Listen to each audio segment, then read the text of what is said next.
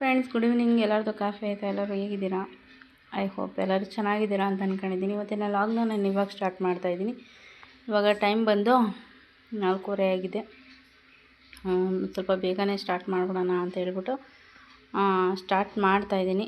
Time ಬಂದು ಇವಾಗ 4:15. ಬನ್ನಿ, ಬೆಳಗಿಂದ ಸಂಜೆವರೆಗೂ ಏನೇನು ಕೆಲಸ ಮಾಡ್ತೀನಿ ಅಂದ್ಬಿಟ್ಟು ಹೇಳ್ತೀನಿ. ಅದಕ್ಕೂ ಮುಂಚೆ ಯಾರೆಲ್ಲ ನನ್ನ ಚಾನಲ್ನ ಸಬ್ಸ್ಕ್ರೈಬ್ ಮಾಡ್ತಾ ನೋಡ್ತಾ ಇದ್ದೀರಾ, ದಯವಿಟ್ಟು ಸಬ್ಸ್ಕ್ರೈಬ್ ಮಾಡ್ಕೊಂಡು ನೋಡಿ ಅಂತ ಹೇಳ್ತಾ ಇವತ್ತಿನ ಲಾಗ್ ಬನ್ನಿ ಸ್ಟಾರ್ಟ್ ಮಾಡೋಣ. ಬೆಳಗ್ಗೆ ಎದ್ದು ಸಾಂಬಾರ್ಗೆ ಏನೂ ಇರಲಿಲ್ಲ. ನಮ್ಮ ಮನೆಯವರು ಸೋರೆಕಾಯಿ ತೊಗೊಂಬಂದಿದ್ರು, ಚಿಕ್ಕಂದವು ತೊಗೊಂಬಂದಿದ್ರು ಫ್ರೆಂಡ್ಸ್. ಒಂದು 4 ತೊಗೊಂಬಂದಿದ್ರು. ಮೊನ್ನೆ 2 ಹಾಕಿದ್ದೆ, ಇವತ್ತಿನ 2 ಇದ್ದು. ಒಂದು ಸೋರೆಕಾಯಿ, ಆಮೇಲೆ ಒಂದು ಮೂಲಂಗಿ, ಆಮೇಲೆ ಒಂದು ಅರ್ಧ ಹೀರೆಕಾಯಿ ಹಾಕ್ಬಿಟ್ಟು ಹುಳಿ ಸಾಂಬಾರು ಮಾಡಿದ್ದೆ. ಹುಳಿ ಸಾಂಬಾರು ಮಾಡಿಟ್ಟು ಒಂದು 2 ಅವರ್ ಲೈವ್ ಮಾಡಿದೆ.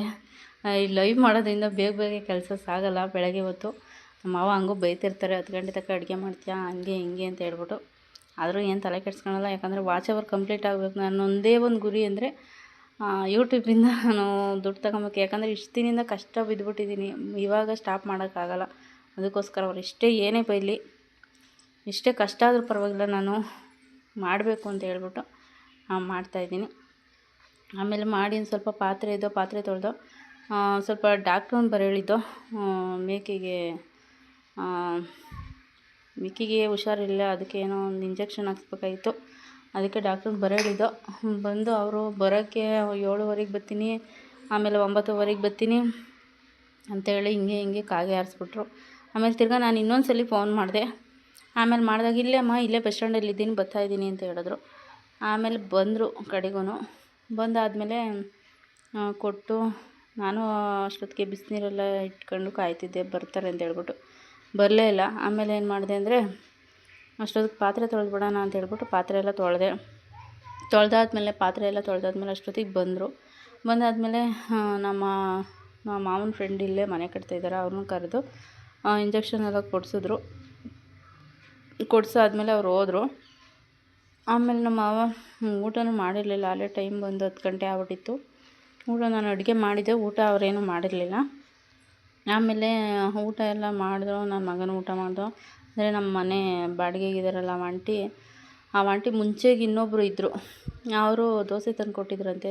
ತಗೋ ದೋಸೆ ತಿನ್ನಿರಿ, ಹುಡುಗರಿಗೆ ಕೊಡು ಅಂತ ಹೇಳೋ ಆಂಟಿ ಕೊಡ್ತು. 4 ದೋಸೆ ಇದ್ದವು. ಅದ್ರಾಗ ನಾನೊಂದು ದೋಸೆ, ನನ್ನ ಮಗ ಒಂದು ದೋಸೆ, ನನ್ನ ಮಗಳು ಒಂದು ದೋಸೆ, ನಮ್ಮ ಮನೆಯವ್ರು ಒಂದು ದೋಸೆ, 4 ದೋಸೆ ತಿಂದು. ಆ ದೋಸೆಗೆ ಆಲೂಗಡ್ಡೆ ಪಲ್ಯನೂ ಕೊಟ್ಟು ಕಳಿಸಿದ್ರು. ಅವರು ಏನೇ ಸಾಂಬಾರು ಮಾಡಲಿ ಫ್ರೆಂಡ್ಸ್, ಅಷ್ಟೇ ಚೆನ್ನಾಗಿ ಮಾಡ್ತಿದ್ರು. ಇಲ್ಲಿದ್ದಾಗ ನಾನು ಅಷ್ಟೇ ಎಷ್ಟೋ ಸಲ ಹೋಗಿ ಇಸ್ಕೊಂಬಂದಿದ್ದೀನಿ ಸಾಂಬಾರನ್ನ. ಅಷ್ಟೇ ಚೆನ್ನಾಗಿ ಮಾಡ್ತಾರೆ. ಅವ್ರು ಇಷ್ಟೇ ಮಾಡಲಿ, ಚಟ್ನಿನೇ ಮಾಡಲಿ, ಅಷ್ಟೊಂದು ಟೇಸ್ಟಿಯಾಗಿರ್ತದೆ ಅವ್ರು ಮಾಡೋ ಸಾಂಬಾರು. ನಾನು ಮಾಡಿದ್ರು ಅಷ್ಟು ಚೆನ್ನಾಗಿ ನನಗೆ ಮಾಡೋಕ್ಕೆ ಬರಲ್ಲ. ನಾನು ಎಷ್ಟೋ ಸಲ ಹೇಳಿದ್ದೀನಿ ಆ ಆಂಟಿಗೆ. ಆಮೇಲೆ ಕೊಟ್ಟರು. ತಿಂದಾದಮೇಲೆ ಇನ್ನೇನು ಮಾಡೋದು ಅಂತ ಹೇಳ್ಬಿಟ್ಟು ನಮ್ಮ ಮಾವ ಮಿಷಿನಿಗೆ ಕೊಡಬೇಕಾಯಿತು ತೆನೆನ. ಬಟ್ ಇದು ಯಾಕೋ ಬಿಸಿಲು ಬರಲಿಲ್ಲ ಇವತ್ತು. ಬೆಳಗ್ಗಿಂದನೂ ಕಾಯ್ದು.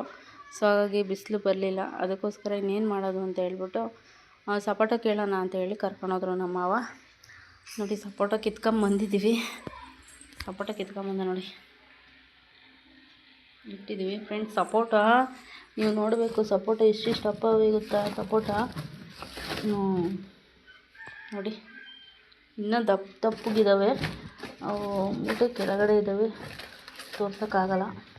ದಪ್ಪಗಿದ್ದಾವೆ. ಒಟ್ಟಿನಾಗೆ ಸಕ್ಕರೆ ಇದ್ದಂಗೆ ಇರುತ್ತೆ ಫ್ರೆಂಡ್ಸು ಸಪೋಟ ಮಾತ್ರ. ಇಲ್ಲಿ ನಮ್ಮ ಮನೆ ಹತ್ರ ಮಾತ್ರ ಒಂದು ಮೂಲೆ ಮರ ಇದೆ, ಅದು ಸಖತ್ತಾಗಿರುತ್ತೆ ಸಪೋಟ ಮಾತ್ರ. ತಿಂತಾಯಿದ್ರೆ ಇನ್ನೊಂದು ತಿನ್ನೋಣ ಅನಿಸ್ತಾ ಇರುತ್ತೆ.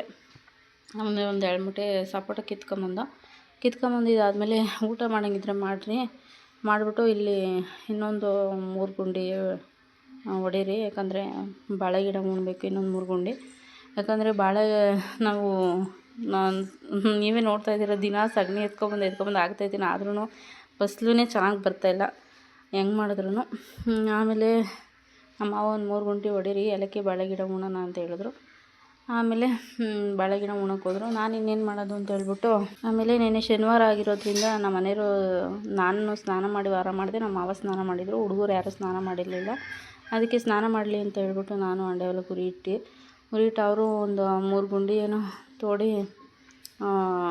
ಬಾಳೆ ಗಿಡ ನೆಡ್ತಾ ಇದ್ದಾರೆ. ಆಮೇಲೆ ಬಾಳೆ ಗಿಡ ನೆಡಲಿ ಅಂದ್ಬಿಟ್ಟು ನಾನು ಅಂಡೆ ಒಳಗೆ ಉರಿ ಇಕ್ಕಿ ಮೇಕೆಗೆ ಸೊಪ್ಪೆಲ್ಲ ಕಟ್ಟಿ ಮೇಕೆಗೆ ನೀರಿಗೆ, ಯಾಕಂದರೆ ಅದು ಸೊಪ್ಪು ತಿಂತಾಯಿಲ್ಲ, ಸಪ್ಪಗಾಗ್ಬಿಟ್ಟಿದೆ.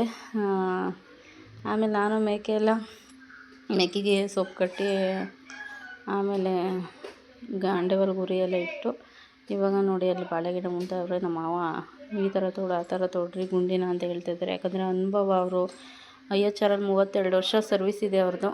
ಬಟ್ ಪೆನ್ಷನ್ ಕೊಡಬೇಕಾಯಿತು ಬಟ್ ಇಲ್ಲಿ IHRಲ್ಲಿ ಕೊಡಲಿಲ್ಲ. ಅದೊಂದು ಬೇಜಾರಿದೆ. ಏನು ನಮಗೇನು ಉಣ್ಣೋಕ್ಕೆ ತಿನ್ನೋಕ್ಕೇನು ದೇವ್ರು ಕಮ್ಮಿ ಮಾಡಿಲ್ಲ. ಬಟ್ ಆದ್ರೂ ಇಷ್ಟು 32 ವರ್ಷ ಅವರು ಸರ್ವಿಸ್ ಮಾಡಿದಾರಲ್ಲ. ಬಟ್ ಒಂದು 10,000ನಾದರೂ ಇದು ಬರಬೇಕಾಯಿತು ಪೆನ್ಷನ್ ಅನ್ನೋ ಆಸೆ ಇತ್ತು. ಬಟ್ ಅದು ಬರಲಿಲ್ಲ. ಇಷ್ಟೇ ಫ್ರೆಂಡ್ಸ್ ಇವತ್ತೇನೆಲ್ಲ ಇಷ್ಟು ಕೆಲಸ ಮಾಡಿದೋ. ತೆನೆ ಕೊಡಬೇಕಾಯಿತು, ರಾಗಿ ಮಿಷಿನ್ ಕೊಡೋಕ್ಕಾಗಲಿಲ್ಲ. ಇದು ಬೇರೆ ಮೋಡ ಮುಚ್ಕೊಂಡಿದ್ದಕ್ಕೆ ಬಿಸಿಲಿಲ್ಲ ಅಂತ ಹೇಳ್ಬಿಟ್ಟು ಕೊಡಲಿಲ್ಲ. ಎಲ್ಲ ಎತ್ಕೊಂಬಂದು ಇಟ್ಬಿಟ್ಟಿದ್ದೀವಿ ರೂಮ್ಗೆ. ಇನ್ನೊಂದು 2 ದಿವಸ ಒಣಗಾಕಿ ಬಿಸಿಲಿಗೆ ಒಣಗಾಕಿ ರಾಗಿ ಮಿಷಿನಿಗೆ ಕೊಡಬೇಕು. ಯಾಕಂದರೆ ಇವಾಗೇ ಕೊಡ್ಬೋದು ಬಟ್ ಅದು ರಾಗಿ ಚೆನ್ನಾಗಿ ಬರೋಲ್ಲ, ಅದಕ್ಕೋಸ್ಕರ ಕೊಡೋಲ್ಲ. ಇಷ್ಟೇ ಫ್ರೆಂಡ್ಸ್. ಇವಾಗ ಮೇಕೆ ಎಲ್ಲ ಒಳಗೆ ಕಟ್ಟಿ ಇನ್ನೊಂದು ಸ್ವಲ್ಪ ಹೊತ್ತು ಬಿಟ್ಕೊಂಡು ಮೇಕೆ ಎಲ್ಲ ಒಳಗೆ ಕಟ್ಟಿ ಟೀ ಇಟ್ಕೊಟ್ಟು ಸಾಂಬಾರಿದೆ, ಸಾಂಬಾರಿಗೆ ಮುದ್ದೆ ಮಾಡಬೇಕು. ಸಾಂಬಾರಿಗೆ ಏನಾನ ಒಂದಿಷ್ಟು ಮೊಟ್ಟೆ ಪಲ್ಯ ಏನಾನ ಮಾಡ್ತೀನಿ. ನಮ್ಮ ಕೋಳಿನೇ ಮೊಟ್ಟೆ ಇಡ್ತಾವಲ್ಲ, ಮೊಟ್ಟೆ ಇದ್ದಾವೆ. ಮೊಟ್ಟೆ ಪಲ್ಯ ಮಾಡಬೇಕು, ಮಾಡಿ ನೆಂಚ್ಕೊಳ್ಳೋಕ್ಕೆ ಇಡಬೇಕು. ಇಷ್ಟೇ ಫ್ರೆಂಡ್ಸ್ ಇವತ್ತಿನ ಲಾಗ್. ಇಷ್ಟು ಕೆಲಸ ಮಾಡಿದ್ದೀನಿ. ಓಕೆ ಫ್ರೆಂಡ್ಸ್, ಇವತ್ತಿನ ಲಾಗ್ನ ನಾನು ಇಲ್ಲಿಗೆ ಎಂಡ್ ಮಾಡ್ತಾಯಿದ್ದೀನಿ. ವಿಡಿಯೋ ಸ್ವಲ್ಪನಾದರೂ ಇಷ್ಟ ಆದರೆ ದಯವಿಟ್ಟು ಶೇರ್ ಮಾಡಿ, ನನ್ನ ಚಾನಲ್ಗೆ ಸಪೋರ್ಟ್ ಮಾಡಿ, ಲೈಕ್ ಮಾಡಿ, ನನ್ನ ಚಾನಲ್ಗೆ ಸಪೋರ್ಟ್ ಮಾಡಿ, ಸಬ್ಸ್ಕ್ರೈಬ್ ಮಾಡಿ. Thank you for watching. Love you all. Bye.